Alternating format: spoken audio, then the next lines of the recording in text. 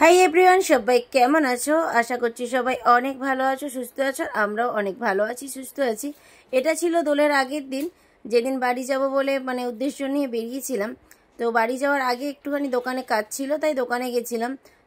ওখানে আসার পথে ভাবলাম গোপাল যেহেতু রেখে যাচ্ছি হোলির সময়, তাই গোপালের জন্য একটু মিষ্টি আর মাসিদেরকেও দোল দেবে দোল। আর আজকে আমরা বেরিয়ে পড়েছি বাড়ির উদ্দেশ্যে। সত্যি কথা বলতে আমার একটু মন মেজাজ ভালো নেই, কী কারণে সেটা আমি নিজেও বলতে পারবো না। তাও সন্ধ্যা এখন 7টা বাজে, বাড়ির উদ্দেশ্যে বেরিয়েছি। কটা বাজে কোনো ঠিক নেই।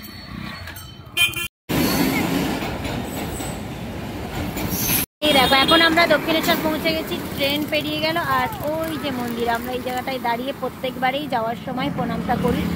দেখো মন্দিরটা দেখতে পাচ্ছ। হ্যাঁ, চলো সবাই মিলে চলো, বলো জয় কালী মা। তো এখন দেখতেই পাচ্ছ বাড়ি যাওয়ার পথে আমরা তো বেরিয়ে পড়েছি, প্রায় দক্ষিণেশ্বর পেরিয়ে গেলাম। এই যে বালি ব্রিজ পেরিয়ে যাচ্ছি।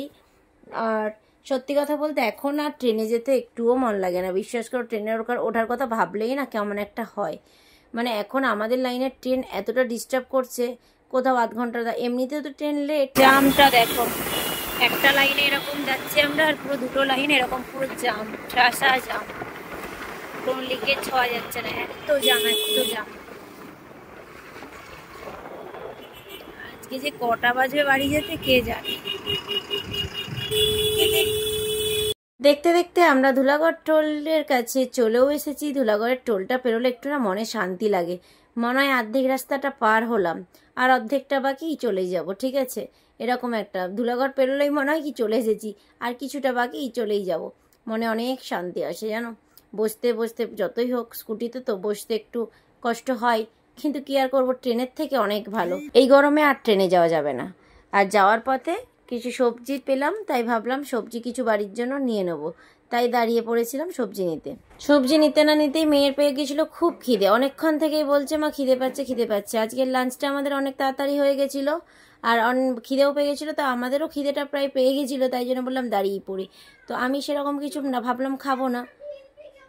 কে নিয়েছি দুটো হাফ বয়েল ডিম, বাবু নিয়েছে ডিম টোস্ট, আর একজন খাচ্ছেন চপ মুড়ি, রাস্তার টিফিন। না আমি খাবো না, তুমি খাও না। আমি মুড়ি খাবো না, মুড়ি খাবো না, খাবো না, তুমি খাও। আমি একটু এই ডিমটা খাবো ব্যাস। বাড়ি যেতে তো ভালোই লাগে, কারণ ওখানেই তো সবটুকুই রয়েছে না। এখানে আমার বলো কে রয়েছে, হচ্ছে কি বলে সবটুকু জুড়ে ওখানেই। এবার ওখানে যেতে তো মন চাই, কিন্তু এই যে লং জার্নিটা সব সময় তো আর করে ওঠা যায় না, তাই না? আর ট্রেনে সত্যি কথা বলতে এখন ট্রেনের যা অবস্থা, ট্রেনে যাওয়া মুশকিল হয়ে গেছে। আর এই রোডে যাওয়া মানে আমার দিদা তো 10বার ফোন করবে, এই বাইক নিয়ে যাচ্ছিস, বাইক নিয়ে যাচ্ছিস, সাবধানে যাবি, সাবধানে যাবি। আর এখন আমরা পেরোচ্ছি এই কোলাঘাটের যে পরপর ধাবা রয়েছে, রেস্টুরেন্ট রয়েছে, সেইগুলো পার হচ্ছি। আর এখন এই যে আমাদের পাঁশকুড়া ঢুকেও পড়েছি। রাস্তায় যেতে যেতে হঠাৎ দেখছি একটা স্কুটি খারাপ। ঠিক আছে, একটা স্কুটিকে চার চাকা। এখন বাজে 10:30 বেজে গেছে, আর এখন দিদি বাড়িতে পৌঁছেও গেছি। একজন দেখবে এই রাত্রে এসে নাকি হোলি খেলছে, ভাবো। দেখা দেখা বদনটা, হাতটা দেখা, এই দেখো এসে রঙের প্যাকেট বার করেছে এত রাত্রে ওর পিমনিকে মাখাবে। ওর পিমনি কালকে সকালে যাবে আমাদের বাড়ি। আর এখন দিদি বাড়িতে কেন দাঁড়িয়েছি, যাওয়ার পথে দিদি শুয়ে পড়ে তাড়াতাড়ি। দিদিকে আবার ডিস্টার্ব করে বলেছে ভাত, আলু ভাতে, ডাল এগুলো সব রান্না করে রাখতে। দিদি আবার করে রেখেছে, তাই খাবো, তারপর বাড়ি যাবো। এবার বলছে দাও। এটা আবার কেমন লঙ্কা নিচ্ছে, দেখো লঙ্কা।